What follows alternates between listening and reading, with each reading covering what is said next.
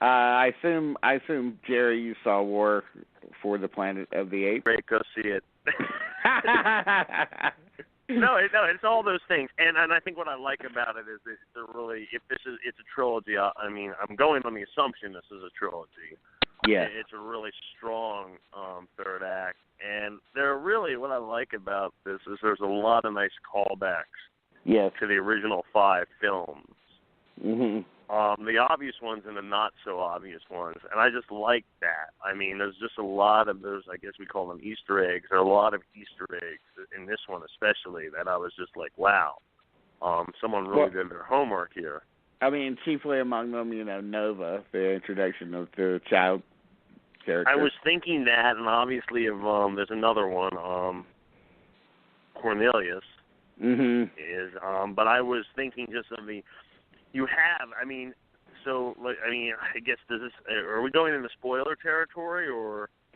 I don't think so, but. Okay, let me just go, the one that really stood out for me, so when they're the way they crucify the apes, and remember that, so is that symbol, remember in the original Planet of the Apes, when they go to they're on the Forbidden Zone, they're going to the border of the Forbidden Zone, all those scarecrow-like symbols, structures. So it was very clever. So are we saying that those? So basically, what we're saying is those scarecrows are really represent the crucifixion of their, in their society. What there's something that they really terrifies them. Mm. And I thought that was I just thought that was fascinating. So I thought it was very fascinating the way they used all this stuff from the original film, and gave it these new interpretations. I thought that was very clever. Now they did that also in Rise and also in Dawn. They but did here, and it was very good. I mean, it's a very smart. As far as reboots go, it's very smart. And I can't get over and respectful to the original series. Yeah. And it is. I think if I had any complaints about the movie, which I had very few, but I did feel like it took a little time to get going. I felt like some of it could have been trimmed a little bit, but that's minor. Right. Here's an interesting thing. Like in this particular movie, since the apes are being heavily oppressed in it, in a major part of it at least, you don't get to see a lot of crazy ape action, like you get in the other two. Right. You don't get to see them, hopping from tree to tree and stuff like that. But other than that, of course, in the climax, there's a little bit more of it. And it's quite a climax, I have to say. It is a rousing finale. I mean, it is. I don't get all the Apocalypse Now comparisons really, other than Woody Harrelson, shaving his head and everything. But can I say something about Woody Harrelson? Okay, when he has the sunglasses on, he looks exactly like Rob Halford of Judas Priest with the goatee and everything. I burst out laughing. I was like, oh my God, it's Rob Halford. And he looks exactly like him, the singer for Judas Priest in that, when he puts the sunglasses on. I got a nice chuckle out of that. But I know he could put on like a big leather hat. And I was waiting for it. I was just like, dude, get the motorbike. Get the motorbike. Get the hat. Get the leather jacket. Yeah. But, yeah, but I liked it quite a bit, and you think they're finally going to give the Academy will finally bend and give an honorary Oscar to Andy Serkis? They should. They really should. They haven't given a special honorary Oscar since Toy Story came out. So that's a long time to go without that kind of thing, but I think it's really necessary that they seriously consider it, because he is spectacular in this movie. I thought Steve Zahn did a good job too. He definitely. No, but I definitely think Andy. I mean, there's a lot. I mean, there's just a lot to marvel at in the movie. There really is. I mean, has any special effects driven movie convinced you as much as these at least the last two, or we'll just say the whole trilogy, but certainly Dawn and War. Has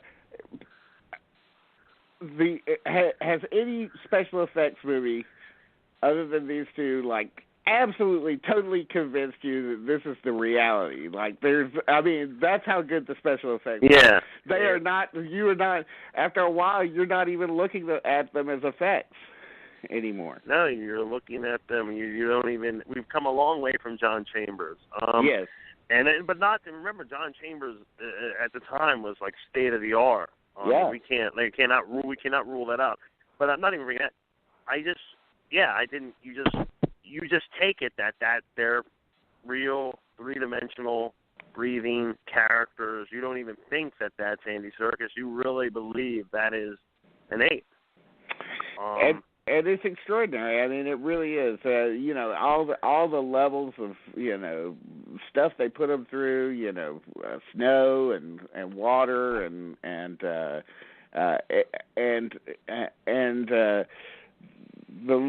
look of reality to it is just incredible. If this thing does not win special effects, this has got to win visual effects. I mean, it's got to be the best visual effects of the year. Yeah. Nothing else is going to come close. No, I don't think. I really, I mean, there are other films coming out that definitely will be up there, but nothing quite of this magnitude. I mean, this is like Quest for Fire kind of thing almost. You're just astounded. Well, literally every shot is going to be is an effect shot. So it's. I'm not going to go too overboard in my praise of the movie because I do think it has some problems, but they're relatively minor. I don't think that it's best picture material or anything like that, but it sure is dang good. When it gets when it finally gets going. You are overwhelmed. I think that, and like I said, you think you've reached the end, and then there's this whole other part, and I mean, they keep upping the ante. But I just want to go back to something about how, in the original one, regardless of how many times they go back in time and change into the course of, whatever, we do realize that this is all brought about by nuclear war in the original 5 films. Even when they go back in time, and all that, back to the apes go back to the present, and then they've disrupted things. But here, the road to hell is paved with the most noblest of intentions, finding a cure for Alzheimer's. Remember, this was all and I was thinking about that while watching this. This was all started. This whole thing was set into motion by just trying to find a cure for Alzheimer's. And I just thought, and I think that's just so amazing that just the most noblest, the kindest of things that you're trying to do. And a decade or so later, this is where we're at. Most of the world has been destroyed. I just find it's a very clever series. I wish more series would really, should really study this. They should really study how they did this, and because it's done with tremendous love and respect of the original series, and that's what you really need to have in order to definitely. In order to do a proper reboot that's really satisfactory to audiences and fans and critics, I guess. But I definitely think Rupert Wyatt's first movie is okay, but The Escape Artist. We're not The Escape Artist, or something. The Escape, right? I don't remember. I mean, the first Rise of the Rise movie. Yeah. It's not as good as the other two, though. The other two are really great. That's Matt Reeves, isn't it? Yes. I mean, Matt Reeves is really good. I think Matt Reeves is the director that J.J. Abrams should be, with all the praise that he's given. Yes. Yeah. So Matt Reeves did Cloverfield and then also the Let the Right One In remake. Yes. I love that remake, by the way. That's an excellent remake. Again, another redo that has a similar level of respect and allegiance to the original. So he's really good. He's really good. He is, so, and he's one of these tentpole guys that Dean, you should be on board with. I mean, more than the Colin Trevorrows and all that kind of stuff. If you am completely. Matt Reeves was in charge of something, you'd feel a lot better about it. Yeah, like Batman. Yeah, exactly. And he threw out the script for Batman. So he is moving on to Batman, right? So, yeah, okay. Well, that's a good person to have. Yeah, no, I mean, you can't. We didn't. I know we might have talked about on the Planet Apes. That was like a crazy summer, a bad summer for me, and I remember seeing it.